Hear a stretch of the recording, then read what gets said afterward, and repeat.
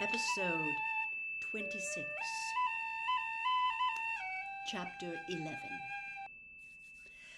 When we were small, Jim and I confined our activities to the southern neighborhood. But when I was well into the second grade at school and tormenting Boo Radley became passé, the business section of Macomb drew us frequently up the street past the real property of Mrs. Henry Lafayette DuBose. It was impossible to go to town without passing her house, unless we wished to walk a mile out of the way.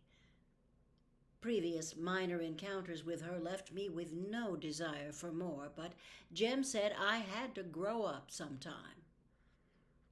Mrs. DuBose lived alone, except for a Negro girl in constant attendance, 2 doors up the street from us in a house with steep front steps and a dog-trot hall. She was very old. She spent most of each day in bed and the rest of it in a wheelchair.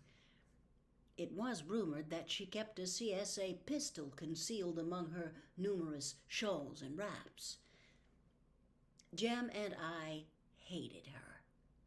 If she was on the porch when we passed, we would be raked by her wrathful gaze, subjected to ruthless interrogation regarding our behavior, and given a melancholy prediction on what we would amount to when we grew up, which was always nothing. We had long ago given up the idea of walking past her house on the opposite side of the street. That only made her raise her voice and let the whole neighborhood in on it. We could do nothing to please her. If I said as sunnily as I could, "Hey, Mrs. DuBose," I would receive for an answer, "Don't you say hey to me, you ugly girl. You say good afternoon, Mrs. DuBose." She was vicious.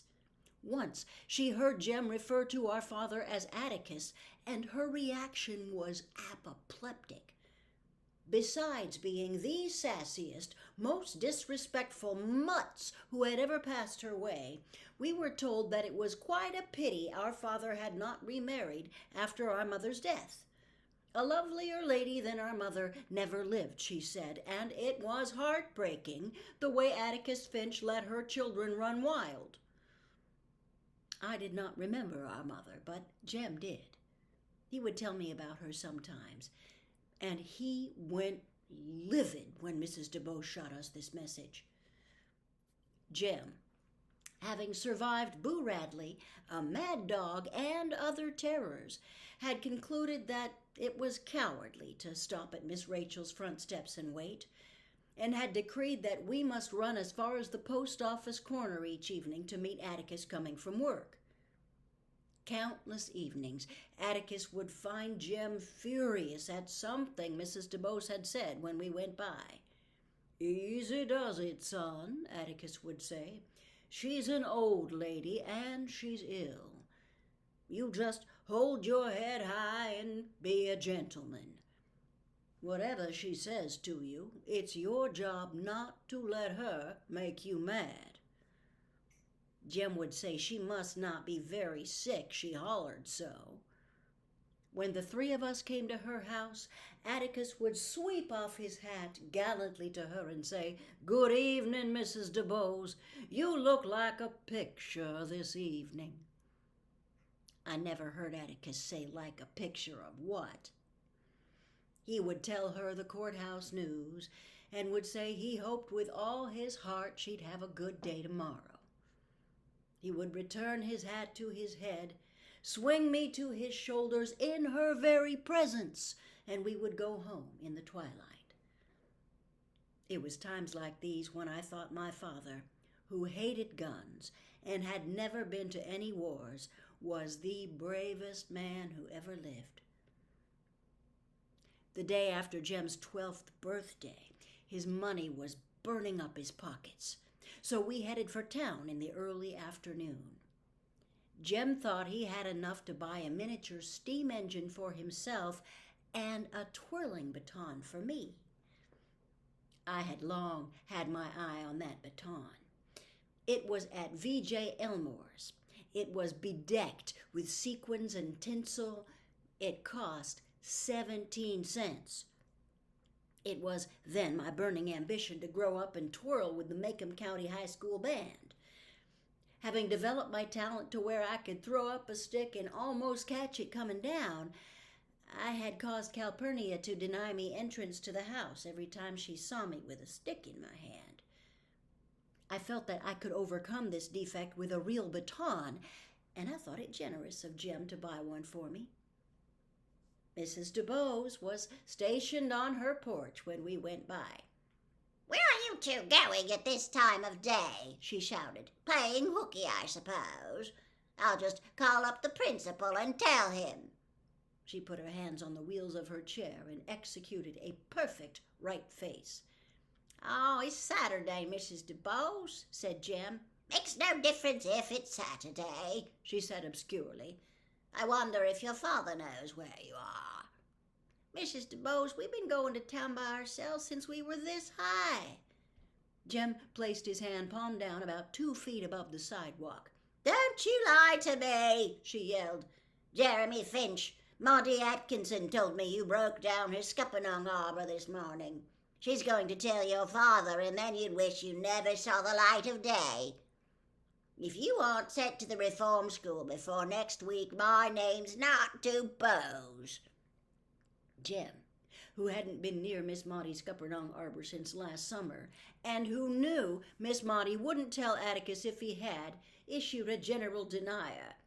"Don't you contradict me," Mrs. DuBose bawled. "And you," she pointed an arthritic finger at me, "what are you doing in those overalls? You should be in a dress and camisole, young lady. You'll grow up waiting on tables if somebody doesn't change your ways. A Finch waiting on tables at the OK Cafe. Ha!" I was terrified. The OK Cafe was a dim organization on the north side of the square. I grabbed Jem's hand, but he shook me loose. "Come on, Scout," he whispered. "Don't pay any attention to her. Just hold your head high and be a gentleman."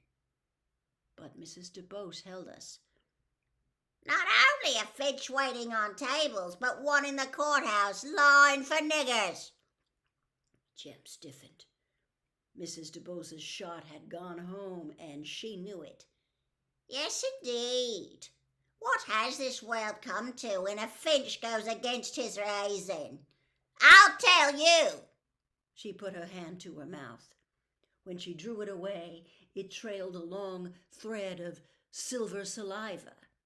"Your father's no better than the niggers and trash he works for." Jem was scarlet.